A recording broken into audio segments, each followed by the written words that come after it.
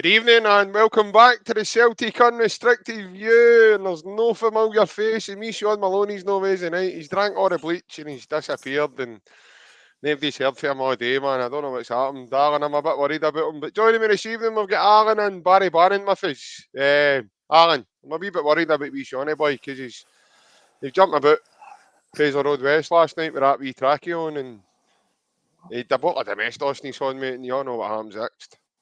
I wouldn't mind a blaster out there now, to be honest. So we'll get a shot at it, I do. No, been better, obviously. Angry. What else we could come up with, but that's what it is, isn't it? Baza, how are you, mate? Last time I seen you, you were smiling. You're a little bit more serious tonight, so it's good to see you all round, but hope you've been well, mate. It's good to be on, mate, again. See the guys again. Obviously, last night, never went to plan, and a bit same as the big man, Alan. I'm a bit angry with last night's performance, scoreline, and everything that happened with it. But apart from that, mate, I am glad to be on. No, looking forward to tonight's show as much as before, but it's good because you got to take the good with the bad. You got to take the bad with the good sometimes as well, mate. And it's times like this where you probably see the real character in this Celtic team, and that's what we'll be looking for going forward for here. But mate, I'm happy to be on again and speak about the Rangs of last night. I think there's a few people, obviously, John Shirley joining us on YouTube. He's talking about wee Oxo running out his gravy train the other night, last night. So we've got John on the YouTube as well. He says, "Strap in, lads." I don't know what we're strapping in for enough, but I think there's a guy that's normally on here who's used to getting strapped in anyway. Often, so he keeps going on about. He's got one letter I felt, John, isn't he? And that middle word, there's one letter right here. Aye, exactly, mate. Exactly. Francis joining us also. Good evening, mate. He says, "Evening, boys. Still raging at that capitulation last night. Very, very, very poor all round." And Jem, quite plain. Evening, JP, Alan and Barry. Good evening, Ange. I hope you're well too. Celtic FC, you'll never walk alone. Madrid was just on another level, way above our level, but 6-0. Oh my goodness. Do one more. Paul Cook joining us. He says, "Evening, JP, Barry and Alan. Should be a tasty podcast tonight. Hail, boys. Let's rock." Gordon Ramsay level tasty. There's plunge. And John assures us as well that I take it Ryan must have poked by his way last night because his soap ran out of bleach last night, he says. At least his soul's going to be clean now. That's the best I can say if he's done it off. I only like to clean his kennel in the morning, but I'll tell you that right now. Lads, where do we start? I mean, I've got a banner here. Probably doesn't do half it justice. So the start of that obviously tells us we were mauled in match day 4 in Madrid. The questions are, I think the massive questions are the players not up to the level? And do we need to recruit better? Now, we've seen a lot of chat over the last 24 hours. I'll come to yourself, Alan, first. Seen a lot of chat over the last 24 hours, mate. And people are slightly concerned of the team as a whole in terms of the personnel, what we've got available, and then the quality level when we do take to that field, i.e. the Champions League scope. I'm a great believer personally in domestically. Now, I don't want to be disrespectful to other professional teams and stuff like that, but unfortunately, the teams in this league aren't at that level to test Celtic every week. So is it a case of when they go in there, it is a massive intensity jump, and is it just too big for some in the team? I mean, what is it? What's going on? I think the majority of the team aren't quite up to that level, and that's no saying anything bad about the team, they're obviously doing wonders in the league. And I think most of them are kind of hitting their ceilings. So I'm struggling to kind of give the players a hard time, because I think when you watch that home game against Atletico a couple of weeks ago, I think they played absolutely at their skin. I think they hit their top level. I don't know if guys are getting bored kind of listening to me say it, but I said to the transfer window, we're just going backwards. It's just like, we'll just fly in a couple of £1 million players in here. Hopefully it sticks and we can get something at the Champions League. But we're Celtic. We should be aiming higher than that. And I'm not saying we should be aiming to the point that we're going to Madrid and taking a draw or winning. I'm not saying that whatsoever. I'm saying we shouldn't be going there and get beat 6-0, no matter what the circumstances, no matter the sending off. That we shouldn't be accepting 6-0, and it's the fans that's went all there that I feel sorry for. They've paid really good money to get all there, take time off their work, travelling with the team to support them, and to be fair, that shouldn't fly, that kind of performance, that kind of level that the board's putting out a player to get into that kind of competition. Just so that kind of lack of ambition, and I say the fans continue in their droves to put that amount of money into the club, and the product that they're getting back, considering the amount of finance they're putting in, is far from acceptable in my opinion. Baz, do you go along with that sentiment, mate, or have you got your own sort of bits towards it in terms of do we need to do better in terms of recruitment? Do we need better type players to come in and help the team and help the manager? Or is it just the fact that a lot of our lads just unfortunately aren't up to that level? I would say it's a bit of both. I think recruitment, we were screaming out for it in the summer. We've spoke numerous times in this podcast about it. And not just because we've had a bad defeat last night. This was weeks and weeks ago we were speaking about, is the recruitment made the team any better, because we're still relying on the same players for 2 Windies ago. So it's not just because Celtic have been beat 6-0 last night that we are saying this. This has been the question when Celtic have been flying in the season. I think they could have recruited better by spending probably a wee bit more money and bringing in less players. I don't think we needed loads and loads of players. I think we needed quality rather than quantity. They've not done it. They went for the second option and brought more players in by spending less transfer fees, and you can see that's coming and making it more obvious in Champions League nights that we need to spend money. I would say some of them are good enough, definitely, but no enough are good enough. I think defensively in the Champions League we've been really poor. I think it was 6 goals we'd conceded in 3 games before last night, so that's 12 goals in 4 games. That's not good enough. And if you want to get out of groups or even finish third in groups, so I just think the biggest disappointment for me last night, there's ways of losing games, and that last night wasn't a good. It never looked good. I know you can get down to 10 men. It's tough, but there is ways of staying in games, and I know you're playing against quality opposition, but there is a way to lose. And that last night, like Alan said, it's the fans that you feel sorry for travelling out there and 6-0, because I've seen a comment there. It was 6 going on 10, nothing. Every time they went forward, they caused problems, and they weren't really even out of second gear, to be honest. They were cruising. So I just think that the way they capitulated last night was worrying, and can be worrying for the rest of the season, because when the going got tough last night, there wasn't many people that stood out. And I know you're playing against a top team, but I said to you, JP, in the chat last night, Man City were playing somebody last night. That team went down to young boys, wasn't it? Young boys. They went down to 10 men with 30 odd minutes to go. And I've not seen the game, but they never conceded again. We went down to 10 men, conceded 6 goals. So is it tactically naive last night, or is it the players no doing enough?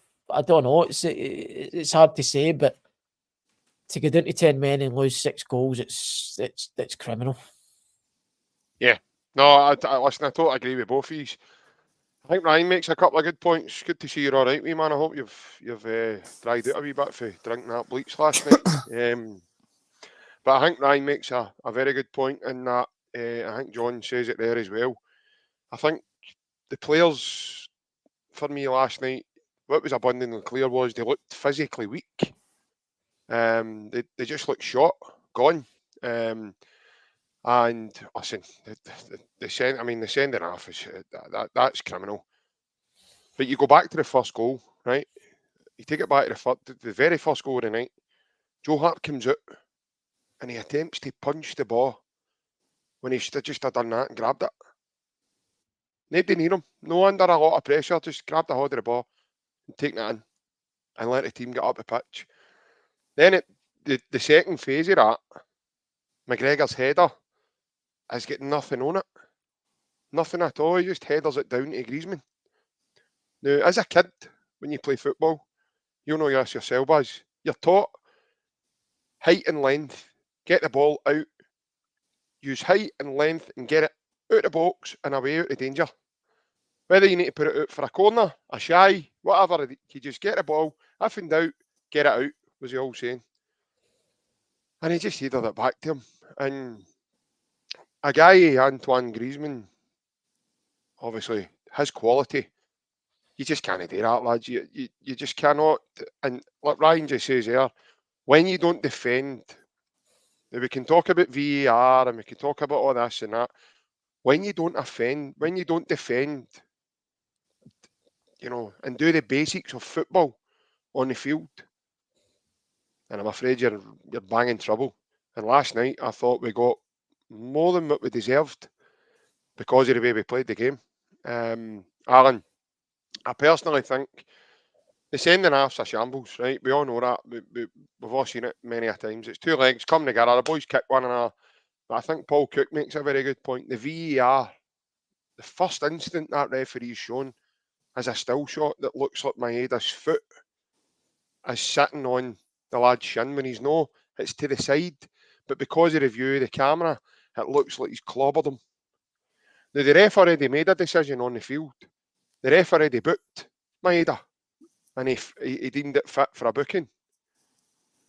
There was a similar instant that Kyogo was kind of done the same, and we saw a still of that today. Now, it's the same still. It's just a different angle of the pitch. But the problem I've got there is their whole team was surrounding the ref, Alan. Their whole technical area went mental, and that lad Hermoso rolled about for about 5-6 minutes last night. Now, I've never seen Brendan Rodgers. I've always thought he was a calm customer and, you know, quite cool. I've never seen him lose the plot so quickly than when that incident happened last night, because of the incident that was shown to the referee first without actually showing him the actual footage of what happened, and then B, the reaction from the Madrid team and the Madrid technical area. But taking all that aside, mate, if you don't do the basics, mate, you're never going to win football matches regardless of what level you're playing at. Aye, it's a very, very soft sending off, right? And I don't agree with it, but it's getting like every game on Europe and the Champions League. There's always a reason. There's always an excuse. There's always extenuating circumstances. At what point does that no wash anymore? I'm at that point now. It's like you could probably delve into any football game and go, we could have won that if we defended that better. We could have, if that didn't happen, then we could have got a point or something. There's got to be a point where you go, hold on a minute. There's something wrong here. That's a decade that we've had 12. I think I sent the message last night. Out of the last 84 points in the Champions League, we've only picked up 12. Now that's statistics. They're black and white. Right? That's no, or if we didn't get a red card or if we get a penalty here, that's there. And it's on a decade. It's not as if it's all just a year bad luck. It's continuing to happen. And in my opinion, it's continuing to happen because of the lack of ambition and the lack of financing that's get put into the team. And we can sit here and pinpoint kind of referee errors. We can sit here and pinpoint the defending, which wasn't good enough. But there's got to be a common denominator there for the amount of results that's happened all the years. It's got to be the lack of finance. And I'm not saying for a minute, before anybody comes in the comments to say, oh, we're in a league that kind of limits how much we can spend. I'm not saying go out and spending 15, 20, 25 million, but as I've said numerous times before, we got to a level that we were spending between £7 and £9 million on players. We've regressed for that level. You're supposed to go forward for that level. If we've got players in potential, if we make money off them, we should be putting more investment into the next signing so that we make more profit. But we've regressed for that, and we're going back to spending a couple of million here and there. 4 million tops by the look of it. And I honestly think that the board's got a lot to answer for, because where is the ambition? Like, it's even a win in the Champions League is worth £4 million roughly. And that's probably worth more. One win in the Champions League is worth more than us winning our domestic league. So where is the ambition? Why can the board not go out and push it out and say, if we spend such and such, speculate to accumulate, that if we succeed in a couple of these games, then it pays for itself.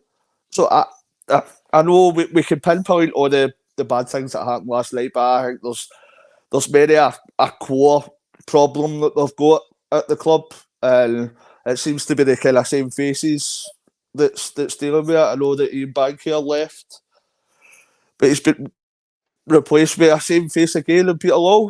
I know it was at a different job in the club, but it's getting me really infuriated with the kind of lack of ambition that the board and the club's shown, and I think that's resulting in the performances and results that we're getting at that level. They're quite happy that we're just going to win the league. There's no ambition in my eyes. Yeah, I can agree with quite a lot of that, Alan. I really do.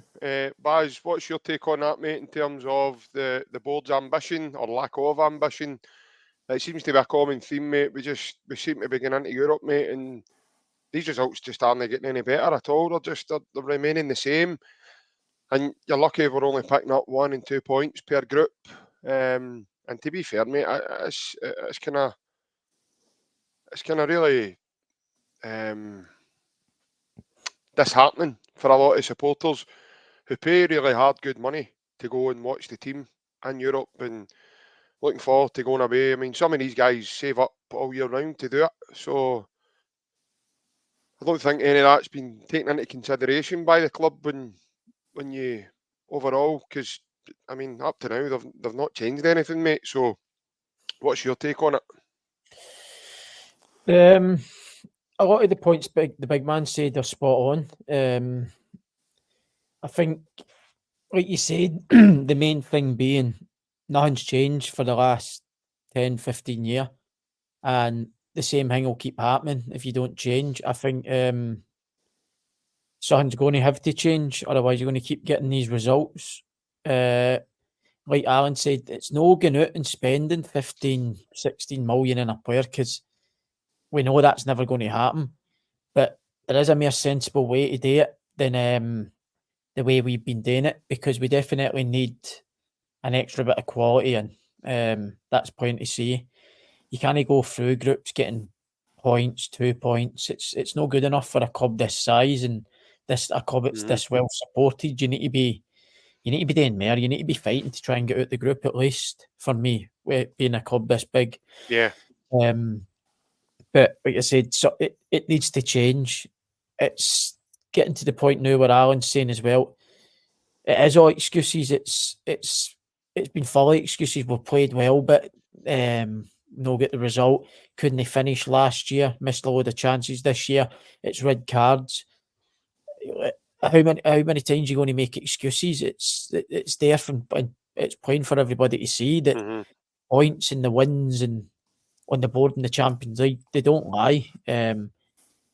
we can go and say, they've done well for 15 minutes here and there, but I think the biggest thing of this campaign is there has been encouragement. There's been good signs. We've been in games. We've dominated certain spells of games. But I think the biggest problem with this Celtic team we've got at the minute is when other teams have spells in games and Celtic are asked to defend, they can't do it. Last night, before they scored the second goal, we were in the group chat saying just get into half time at 1-0. Yeah. So naive, it always happens. They got the part, we get away with one, and then 2 minutes later, right before half time, 2-0. It's things like that. And that's been happening for the last couple of years now. And you can actually see it coming now when you're watching the games. You know that somebody's going to score before half time. It just seems to always happen with Celtic in the Champions League. Like times and games where you need to see through, they can't do it. I don't know why it is, but I just think you need experienced players who have been there and done it in the Champions League. And for me at the minute, we're learning as we go. We in the Champions League because we're buying players who haven't really played in it. Who's played in the Champions League really, apart from Joe Hart? Cal McGregor's been at Celtic, played in it. Jamesy Forrest. But apart from that, they're all inexperienced, and it shows in games like last night. Even the red card. The more I look at it, it's hard, but you do give the ref a decision to make when your legs that far up after. Right, his legs after the ground a good bit. He catches him, but it's a 50-50. It's just it's quite stupid, I think, for me. I haven't got in for that. I know he's trying to block the ball, but you do give the ref the decision to make, and we know they're the masters of wasting games and all the games that they play. So they were always going to milk it. The bench was up. So it's just a bit of naivety and inexperienced, and until we spend money, that for me that's not going to change. No, listen, I totally agree with both of you. I think there's kind of words that need to be had with the board. I just wish they would give us an opportunity to have a chat with them. And I mean, within reason. I don't mean we all go down and start flinging things at them and shouting abuse at them, and that's not what I'm meaning. I just wish they would let us go and have set up a hall somewhere where we can go and have a chat to them and, just ask some questions about, what we're seeing. Try and get them to take it from our perspective as a fan. They're no slow in taking your money out your bank when, it's coming up to Champions League nights, and they're no slow in asking you for money for jerseys, and they're no slow, but when the manager needs a wee bit of help, and as Baz just says there, Alan, there's quite a lot of our squad, a lot of them are inexperienced. I mean, that's the next point I'm going to go to now in terms of what we have at our disposal.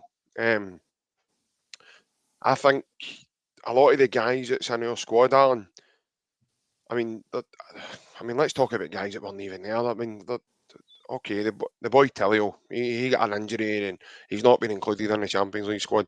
But domestically, mate, he's been ready for a couple of weeks now and he's not kicked a ball, right? You look at Narowski, right? We spent about £4 million on him. He wasn't included because they thought his injury was going to be bad. He's now back before the deadline of that. And domestically, again, the last couple of games now, he's been available. He's been on a bench and he's not playing. Last night, you've got a guy in Lager Bielka where you spent 3.5 million for. He's sitting on the bench. And listen, again, I've battled on here about him and I think he's been outstanding. But he's looking on and watching a guy like Liam Scales playing before him. Financially, lads, in my opinion, things like that can't happen. We can't afford to shell out 3.5 million on players and have them sitting on the bench watching the team. Now, regardless of what people think on, Lager Bielka or what they thought they seen in him, and Celtic must have seen something in him to go and shell out. I mean, he's playing international football now for Sweden. He scored in the last international break for Sweden. So it's not that he can't handle a big level. He can. It's just obviously, I mean, I've just seen today that Marco Tillio's been picked for Australia's under-23 team now to go and represent them in this next coming international break. So they must obviously see. I listened to Brendan a couple of weeks ago speak about him, Alan, and that he's not quite ready yet. Well, when is he going to be ready? You know, why have... Oh, fair play. I mean, his injury must have been bad, which is fine. But, I mean, the lad Kwon, there's another one. He's come over and all we've seen is a photo of him standing outside IKEA with a big bear. A big cuddly bear for maybe his daughter or whatever, I don't know. But it just begs the question, what is going on with some of these lads that have been either put on to us or we've actually went and actually scouted these guys. Now, I know previously some of the names I've given you there, Alan, probably were under Postecoglou's reign, okay? And that's fine. But, mate, we should be looking, like Baz says, mate, we should be looking for ready-made quality to come in and, you know, help the team right away. You know, a lot of the first team out with, like Callum McGregor, Joe Hart, James Forrest, are still pretty inexperienced at the high level, albeit they had a Champions League campaign last season in them. But again, mate, I'm not basing it down to, you know, you're just inexperienced. It goes back to when you can't do the basics on the park, what you're being paid today. It's baffling, mate. It really, really is. I really, there's no word I can put to it to say, or that's it, or it just really is. And it begs the question with what's going on between the board and the recruitment team sometimes as well, mate.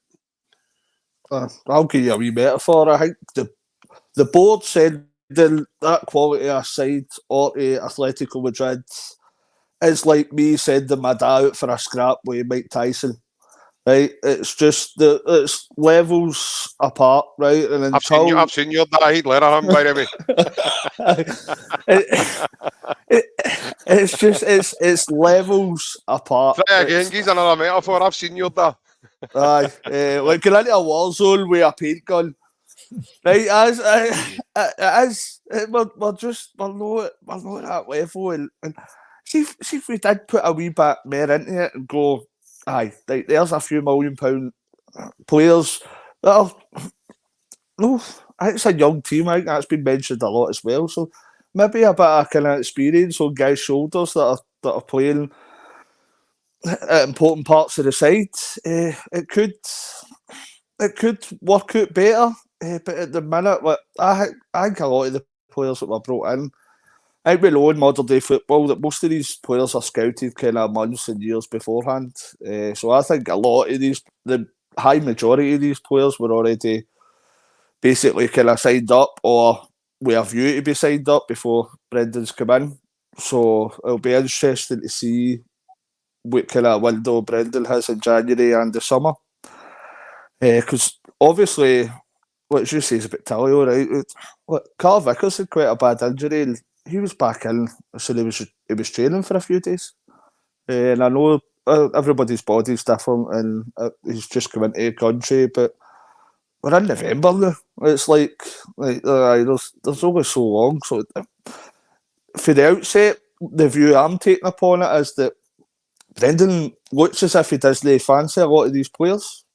And I think it's shown because they're not getting any game time. As you say, the kind of invisible man in Kwon. You don't know where this guy is. Not really. He's could be anywhere. So and there is even what we were talking a few weeks ago about Yang settling in as well. I think everybody's got a different opinion on Yang, but see when you're getting to November, these are players, if you're bringing in the summer, they should be at the level that they're going to be at. You're talking kind of months into the season and months after they've signed for the club. So my opinion, obviously, I've stated my opinion quite a lot about the transfer window and even the transfer window before. When we brought in like Kobayashi, we brought in Abelgard, Hatzabanovic. There's no many of these players that you can say are getting much game time, even if they're still there. So I think there just needs to be a drastic change in the players we're bringing in and the amount of ambition that the board's kind of putting upon the manager to go out and kind of bring in the players he wants for a suitable fee. Yeah, but there's obviously a lot of points coming in there about recruitment and, you know, the board and what they owe the fans and, you know, things is sometimes the board have got to take blame for especially the signings that don't work out. And as Alan said, there seems to be quite a lot of them, more so than none at the moment, over the last few transfer windows that have come in and, you know, they haven't worked out for us. And again, mate, the actual personnel that we have to our disposal, I think these guys have been put upon Brendan with a view to Brendan coaching these guys to become better. And I think, as Alan says, mate, I think he obviously doesn't see it in them, or for whatever reason, mate, he's no giving any of them a try. Now, I believe Narovski and Lagerbielka were Brendan's signings, because both players indicated in their interviews early doors that the manager made contact with them.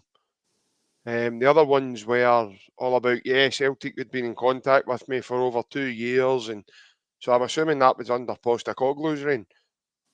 So, obviously, looking at that, mate, in terms of the personnel, mate, where do you sit with it? What do you see the ongoing issue is? I think the biggest the problem is Brendan.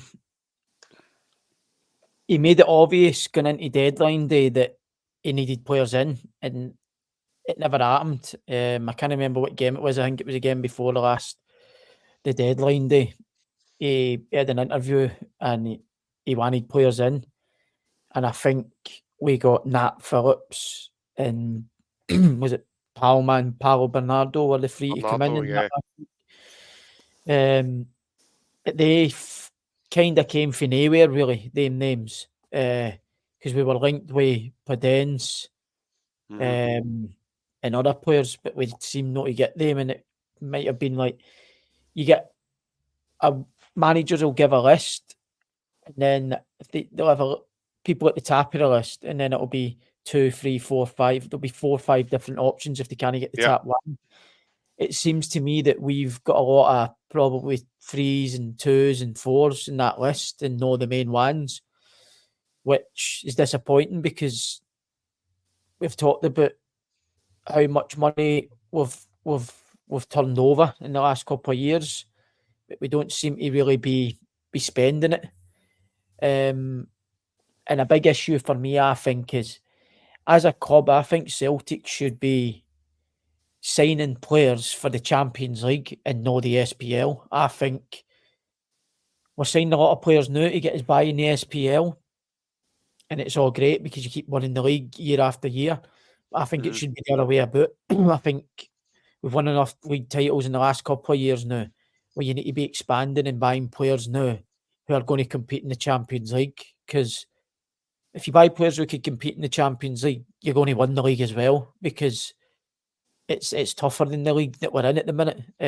So I think there needs to be a change in the quality in the window that we're short them in. We're probably short them in a window to know that we don't really need to be short them in. I think finances are saying different, and we can take that next step and probably try and get your first and second targets rather than going to your third and your fourth, because your third and your fourth will be all right for Scotland like they have been. But at the minute, you never get bored of winning league titles. It's impossible. But we keep doing that now. You need to expand, and you need to start targeting this Champions League, or even if you drop into Europa League. Right now, I don't think this team does well in that either.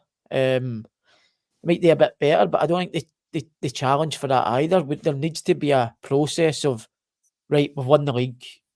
Can we go far in Europa League? Can we go to the Champions League group?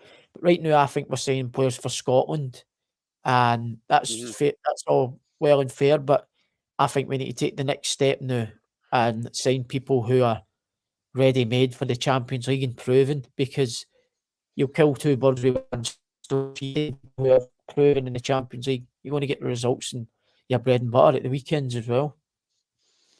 Yeah, no, listen, I agree with most of that, Buzz. I really do.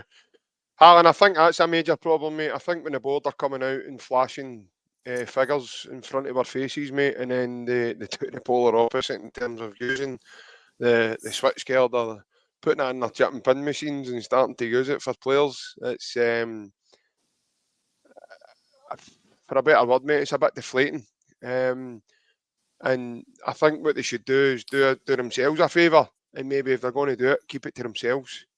Because it isn't doing them any favours.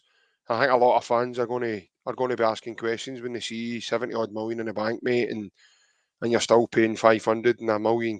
People from, and again, no disrespect, these guys are earning a living doing it professionally, but they're bringing in guys for career and boys from like you said, the Abelgard boy from teams for like Ruban Kazan and lads from Australia. As yet, we've not really seen the best of Thiago Home, but I do think there's enough there to see him and say he's a belter. I've seen enough of him now. I just wish now he would get a run in the team to prove that. We shouldn't be, in my opinion, Celtic shouldn't be loaning players from other teams. We're too big a club. We shouldn't be bringing in any loan.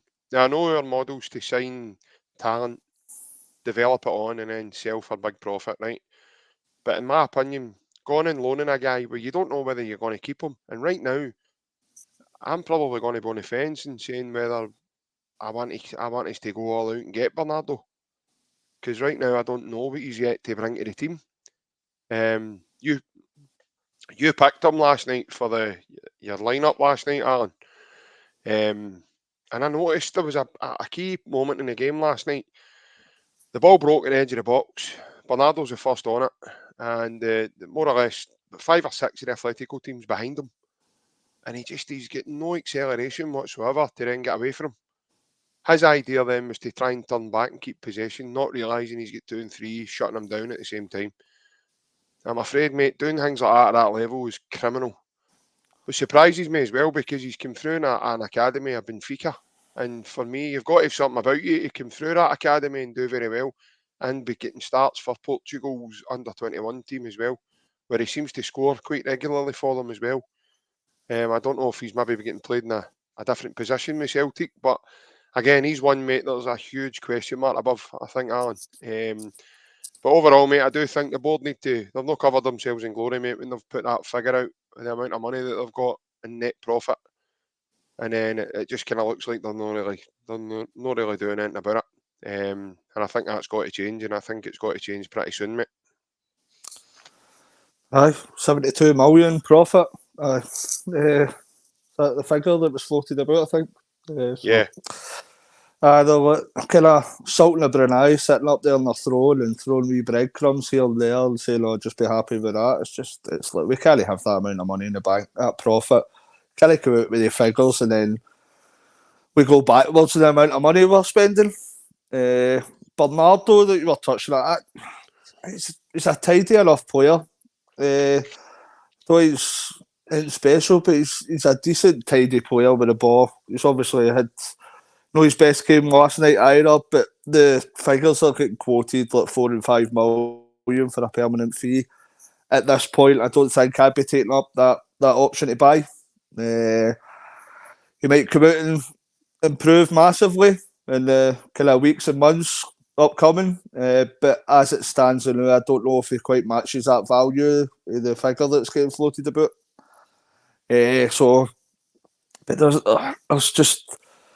so many players. Like I think we touched upon it a couple of weeks ago as well. There's so many players that were brought in for kind of 2 million that are just nowhere near the side. And I think Barry says as well earlier that the kind of figure we'd be looking at is somewhere near maybe the Julian figure or Jota, I'd be saying. So why, instead of signing 3 players, why can we not just get somebody that's going into the team? And I know Holmes looked decent. But I think in Holmes' development that we should already have a settled kind of midfield player in there that he can come in now and again and learn for at his age. And we're not at that stage. We're at the stage at the minute that we're watching last night. We're saying, oh, we should throw this guy directly in, no matter his age. And he might well be good enough. He does look as if he's definitely got potential. But I'd be looking at our club and saying that we should be aiming higher than that. We should have a set 11 that we'd be looking at, and then these kind of players like home on the sides that they can come in and pick up substitute appearances, starts here and there, and kind of progress and learn for that. But I think we're a fair bit off of that at present with the amount of players that we've listed that just aren't getting anywhere near. So I think it's obviously, I don't know what we can say to the board because there's no opportunity to say anything. There's no opportunity to kind of voice our opinion. There's no, the board or anybody at the club are they coming out with any specific plan or idea of where we are as a club and where we plan to be going forward. Do we plan to just be that Champions League team that qualifies and we're happy to pick up 1 or 2 points? Or I was under the impression when Brendan came in his interviews and a couple of the players' interviews, they were asking what is seen as success. And they were all saying, like, it was even like Alistair Johnson, was that last week, a couple of weeks ago. He did an interview and they asked the question. He's saying, football after Christmas, European football after Christmas. And that looks a high, a tall order at the minute. Obviously, with the situation we're in. I think the club should be clearer on where we stand as a club and what's our ambition going forward. I think that would be helpful to see where we stand. We can accept it if the club's got a certain model of what we want to do, but at the minute it's not very nice going into every Champions League game and as you put in your headline, mauled. And I think that's a pretty good description of what's been happening in recent times. Yeah, it seems to be a common theme that's now developed over a period of 10 years or so. There's always one or more games in the group now. We concede that amount of goals in, and it's something's got to change, and something's got to change fast. Suppose we can all live in hope, and keep our fingers and toes crossed that over the next couple of transfer windows we can help the manager, because I personally think that, and this is just me again, guys, I personally think we're going to lose this manager. He would have been promised certain things to get him back to this club. And by the way, to come back knowing what a lot of the hatred was for you as an individual for the way things panned out the first time, I do think that takes a lot of balls to then go back into that hot seat and try and do this. And now to be the man to forefront what's going on now in European football. Again, it takes a brave person to sit there last night and have to do the media, and a lot of people, Simeone won 6-0 last night and he ran down the tunnel. Never even shook Brendan Rodgers his hand or nothing. So there's certain individuals in this world that just aren't blessed with the social skills that our manager seems to have, also the way he carries himself. He's quite humble and he's quite respectful of where he is and other managers that he goes up against. He speaks volumes of them and at length at times. So I think he needs help in terms of some players that he can come in right away and help the team. Guys like Kyogo, Palma, in my opinion, Alistair Johnston, Cameron Carter-Vickers, Matt O'Reilly, Callum McGregor, they need help also. You start implementing a couple of bits of quality around about that, levels go up. Baz will tell you himself, you bring in a couple of players, whether they be foreign, you bring, just here's for talking sake, you add a Jota type player to that tomorrow, levels goes up. This guy's trying hard, right? We all need to start trying hard. It's about setting standards. It's about implementing change in the team. We're going to take a game to this team. Why? Because we've got quality and here's what we've got up in my upper sleeve as well. I've always said to play in the Champions League, you need guys who can take the ball under pressure and play with calmness. When you panic, you give a ball away. But you see what happens last night. Baz, in terms of the sending off, right, and you know what happens then. You've been in plenty of teams, mate, where teams have been down to 10 men, and you know, and then you're up against that. But in that arena, mate, you've played for Scotland at a high level as well, so I'm assuming the intensity level's probably not that much different. You played against teams like Germany, Poland, up against, you know, big stars in the game. You've played against top players, even at Aston Villa, teams that you've played with, mate.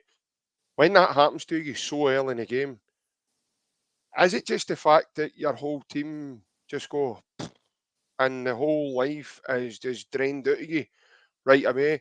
Because all your energy levels, all your training, everything that you've put into that game has just went right out the window. Because then you need to then go to plan B quickly, and then it just becomes too much because of the quality level you're playing against? Or is it just the fact that we just didn't do the basics that well, and you know, it was a calamity of errors after that? Well, it happened to us on Saturday. I get sent off, so I'm in a perfect situation to comment on this at I the don't know minute. why to bring that up right enough, mate, but and I was in the changing room at half time when the manager spoke. We actually got to half time at nothing each. I never seen it because I wasn't allowed to watch it, but the manager spoke really well at half time, and it was about basically keeping the same principles in who we are, but probably no, we're quite high pressing and stuff like that. Maybe just chilling out on that, but he was adamant that if we stuck to what our game plan was, chances will come. And we did have a few chances to try and nick a result, but it's about staying in the game and being more streetwise, and it's all about staying in the game when you get into 10 men, really, and set plays and things like that. And I don't think, to be honest, when we went down to 10 men last night, we were all over the shop. I don't think there was any it didn't look as if they knew what they were doing, really. It was, I know Celtic went to a 4-3-2, but it just seemed too easy for them to play around us. They could do what they wanted, really. And I seen Callum McGregor speaking about it, and he was, I know it was 1-0 up until like the 45th minute. Second goal kills you as soon as you get the second goal, because you've always got a chance with the first goal of staying in the game and try to stay in the game. But as soon as the second goal goes in, it kills everything, and that's right before half time. That's the biggest sucker punch you can probably get, really, and it was a poor goal to concede. I don't think that's down to us having 10 and them having 11. That goal was poor. It was a great pass, but you shouldn't be coming up as a line like that and getting done with a guy running in late on and he done it across. I think it doesn't matter if you're 10 men or 11 men, that's just basic defending and communicating with your back line. So it was a poor goal to concede, but it is hard when you get into 10 men, especially going into the game as underdogs against the top team. But like I said at the start, I'm most sitting here and saying Celtic should have got some when they went down to 10 men, but there is ways of losing a game, and it was hard to watch. I remember it got to like 65, 70 minutes, and I've never ever done this as a Celtic fan, but I felt like turning it off. And I love football and I love Celtic, but I actually felt like turning it off last night because it was hard to watch. Yeah. No, listen, I'm totally with you, mate. Being a fan as well, it was a big mindset shift for me last night as well. I never seen that coming, I'll really be honest with you now. I was very optimistic. You know what I'm like on here. I try and be the best I can be and as jolly as I can be, but there's a time to be jolly and I think there's a time to be serious, and tonight's chat was always going to be a serious one, I think, in terms of what we need to be better at, what we need to do differently, and obviously you know, what we need to do proceeding forward. Alan, I think Celtic are quite resilient in that, mate, and again, mate, they've showed this many a times in terms of why they've got the mark of champions about them. When they play in Europe, they come back and they seem to do well domestically. What they can't do now, mate, is I don't think we can let the wheels come off and let it affect us that badly that now we go and have another hiccup against Aberdeen in front of a home crowd on Sunday. I nearly said Saturday, and I'm not used to saying Saturday because we're playing the Champions League, but Sunday have to kick off Celtic Park. I think potentially, mate. We'll get into that a bit more when we do our chat about that. But I think, mate, they're going to have to, show a bit of a reaction to us and show us that they've at least still got that fight in them. Because I know, listen, I played football, I played with good teams and stuff, and when you get beat, when you get mauled like that and gubbed 6-0, it's a very hard one to take. It really, really is. But I think you need to be resilient, mate. Playing for a club like Celtic, you can't afford to let your wins too long. I think you need to get up and get on with it. I think the manager will be there as well to make sure that they're no, which I think what could help the team and all is making changes. No guys that maybe took a battering last night in terms of mentality and that, get them out of the team, get them a wee rest, let them recuperate, and we go again. I think that's one of the positives about having Brendan back as manager. Obviously, it's kind of well documented how good a man manager he is.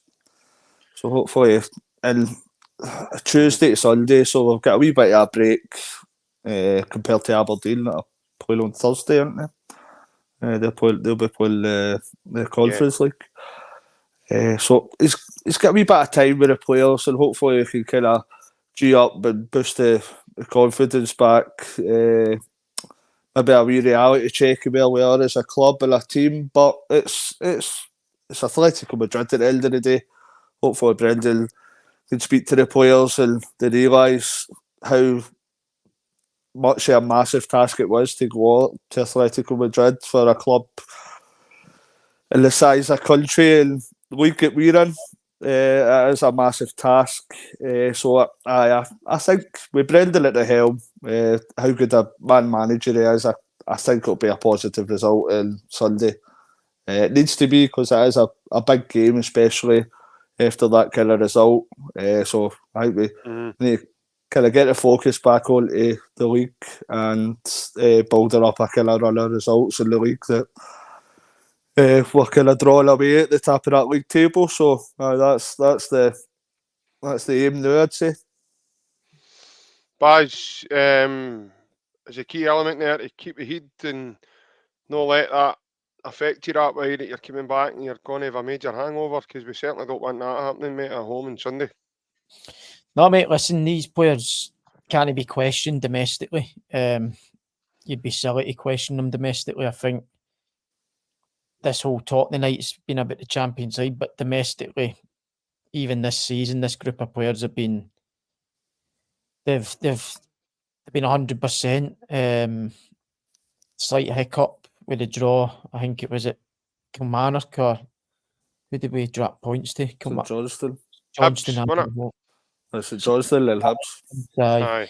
So, but apart from that, they've been brilliant in the league. I wouldn't say they've blown teams away. Certain times they have, but I don't worry for them on Sunday. Because on the flip side, not being inexperienced for the Champions League, they're the complete opposite when it comes domestically. They're experienced, they know what it takes to win.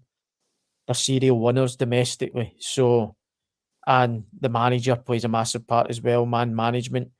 You could see last night, he kind of took the criticism away from his team, and it was all about focusing on the red card, which at the time I thought, but looking back now, their players are already hurting.